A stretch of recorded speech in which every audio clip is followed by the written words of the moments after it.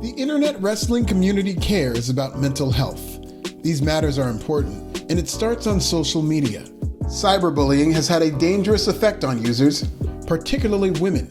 Since the rise of social media, self-harm among teenage girls has increased 62% and skyrocketed to 189% among preteen girls. In that same time frame, female suicide has increased 70% and 151% respectively. Only 14% of adult men report being upset by cyberbullying, while 34% of adult women say being harassed online was extremely upsetting. Cyberbullying is wrong, and the consequences could be fatal.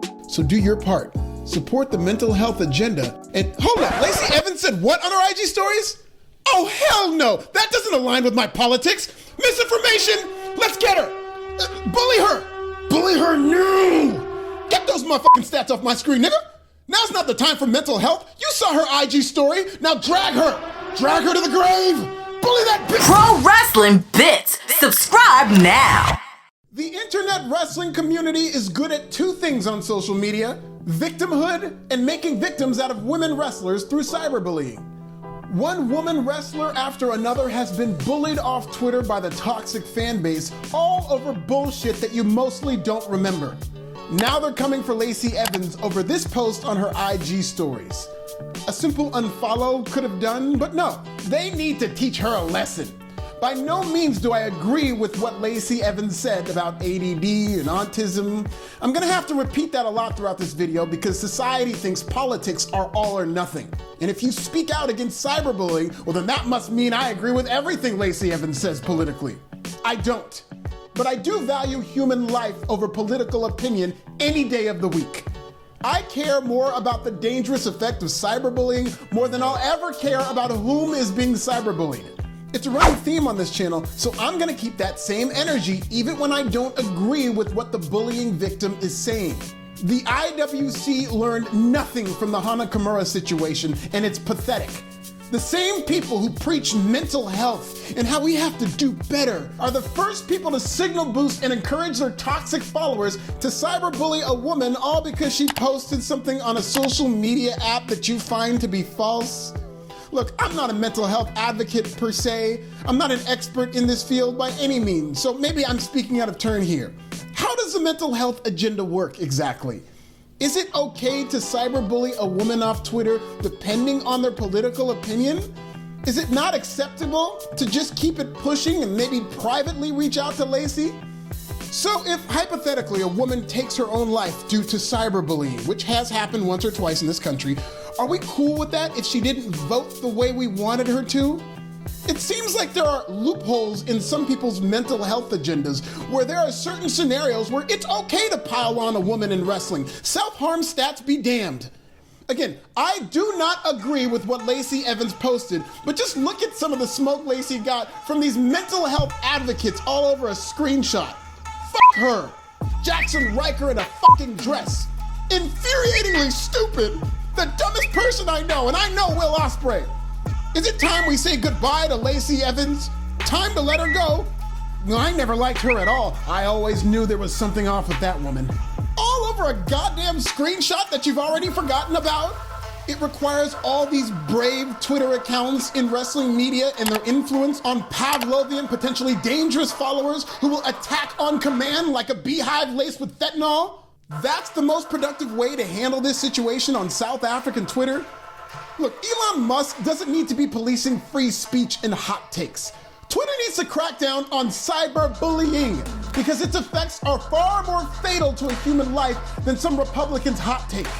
Lacey Evans is a veteran, so she knows better than anybody that 20 veterans per day commit suicide due to a number of issues, including PTSD, which can easily be triggered through cyberbullying. I don't agree with Lacey's politics, but I agree even less with this primal and potentially deadly response to it. Lacey Evans is actually the exception to the rule because wrestling Twitter usually saves its sharpest toxicity for women of color. Even when Mandy Rose was in a position to be shamed off Twitter, the IWC rallied around her, thank God, in ways I don't think they'd rally around Jade Cargill if she was in the same situation.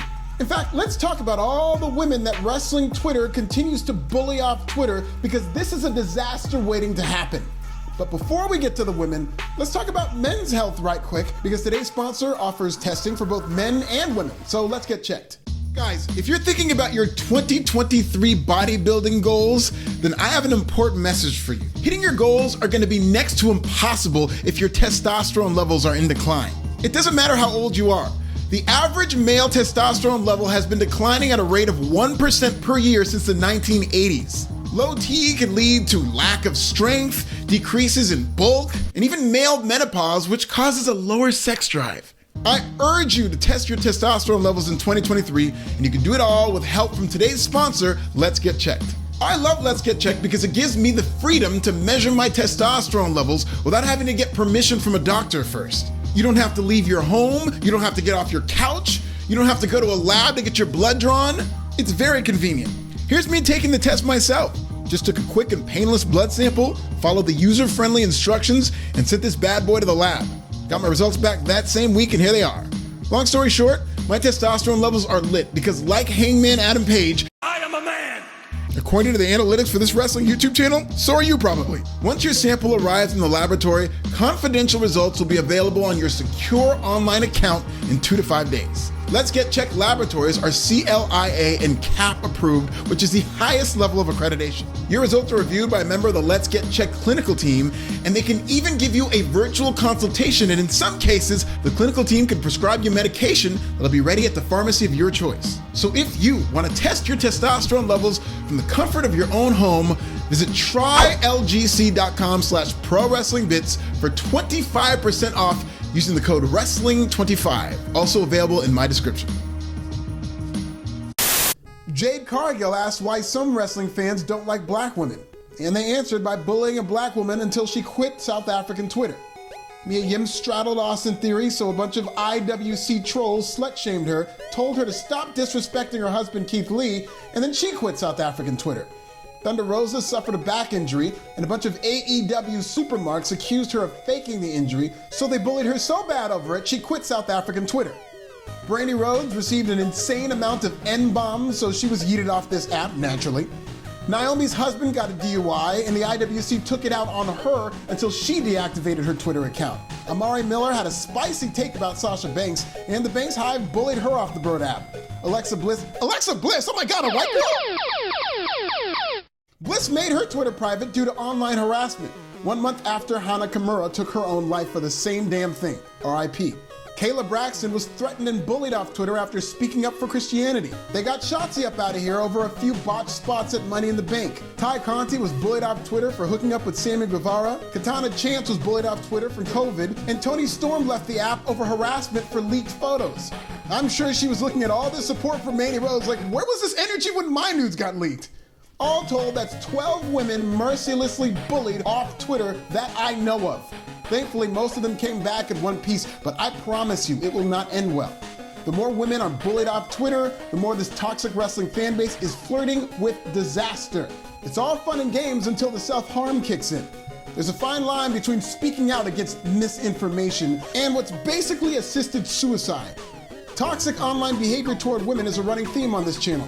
Watch this piece I did on the disturbing pattern of black women being bullied off Twitter. And subscribe so that maybe you can help me understand the mental health agenda in pro wrestling. Is it okay to cyberbully somebody over misinformation? Is misinformation worth a human life? Am I gonna get cyberbullied for speaking out against cyberbullying? Like I give a shit. Tell me in the comments!